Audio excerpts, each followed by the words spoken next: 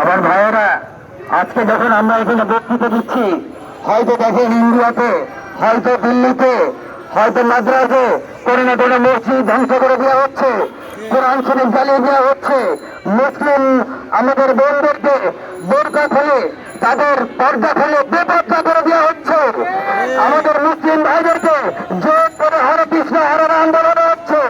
কিন্তু বোন ভাইয়েরা, আমি একটা কথা মুসলিমদেরকে বলতে চাই, হিন্দুদেরকে বলতে চাই, মুসলিম ধর্ম সবসময় পৃথিবীতে শান্তি এনেছে।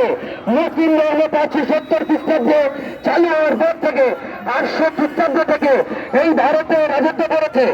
800 থেকে 1400 খ্রিস্টাব্দ পর্যন্ত আমাদের মুসলিম রাজারা এই ভারতীয় যত হিন্দু আছে তাদেরকে মন্দির করে দিয়েছে, তাদেরকে তাদের উপাসনালয় করে দিয়েছে, তাদেরকে তাদের দায়িত্ব নিয়েছে, তাদেরকে সকল অধিকার দিয়েছে। মুসলিম রাজারা কখনোই কোন হিন্দু মুসলিমের মধ্যে ভেদাভেদ করেনি। কিন্তু হিন্দুরা ক্ষমতায় এসছে, বিশেষ করে ওই মোদী সরকার ক্ষমতায় এসছে, প্রথম থেকে আমরা দেখেছি কিভাবে মুসলিম নিধনে সে ব্যস্ত হয়ে পড়েছে। এই পৃথিবীকে, এই ভারত রাষ্ট্রকে তারা হিন্দু রাষ্ট্রে পরিণত করতে চায়, তারা এর নামকরণ করতে চায় হিন্দুস্তান। আমরা কি এটা মেনে নেবো ভাই? এই হিন্দুস্তান বা এই ভারত তৈরিতে মুসলিমদের সমান ভাগে ভাগ আছে। 800 শতাব্দী থেকে আমরা এই ভারতের মাটিকে তৈরি করেছি, আজকে আমরাই তাদের কাছে নিপীড়িত হচ্ছি। কিন্তু আমাদের বাংলাদেশের দিকে যদি আমরা তাকাই, আমরা দেখতে হিন্দু, খ্রিস্টান, বৌদ্ধ, পাহাড়ি, সমতল সকলে কত শান্তিতে বসবাস করছি, এখানে কোনো ভেদাভেদ নাই। আমাদের মুসলিম ভাইয়েরা হিন্দু উপাসনালয়, মন্দির, রাত জেগে পাহারা দেয়। আমাদের ইমামেরা, আমাদের মাদ্রাসার বাচ্চারা কিভাবে হিন্দুদেরকে পাহারা দিয়ে তাদেরকে তাদের ধর্মকর্ম করতে সুবিধা দান করে। অথচ আজকে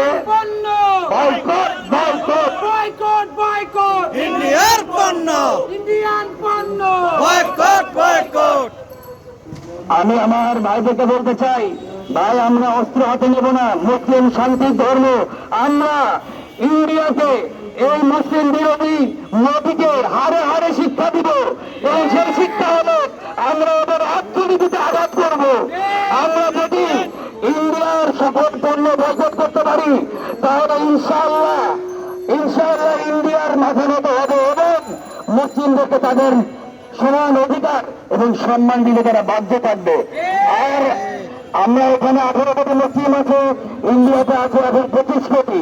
এই দুই থেকে আমরা মিলে যাই এবং সারা বাংলাদেশে এই মৌলিক বাংলা থেকে আগামী সপ্তাহের শুক্রবারে ইনশাল্লাহ সারা ওয়ার্ল্ডে, ইউকেতে, ইউএসএ সব জায়গাতে ইনশাল্লাহ এই প্রতিবাদ হবে, এবং পুরো বিশ্বতে ইতালি, প্যারিসে ইন্ডিয়ার বিরুদ্ধে ইন্ডিয়ার বিরুদ্ধে action to action, direct action, ইন্ডিয়ার বিরুদ্ধে অ্যাকশন অ্যাকশন। আমরা ইনশাল্লাহ সারা বিশ্বের মুসলিম উম্মাকে এক করে ছাড়বো।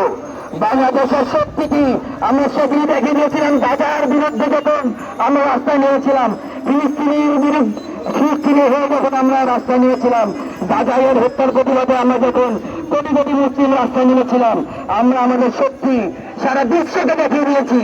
ইন্ডিয়া তুমি যদি ভয় না করো, এখনো তোমার সময় আছে।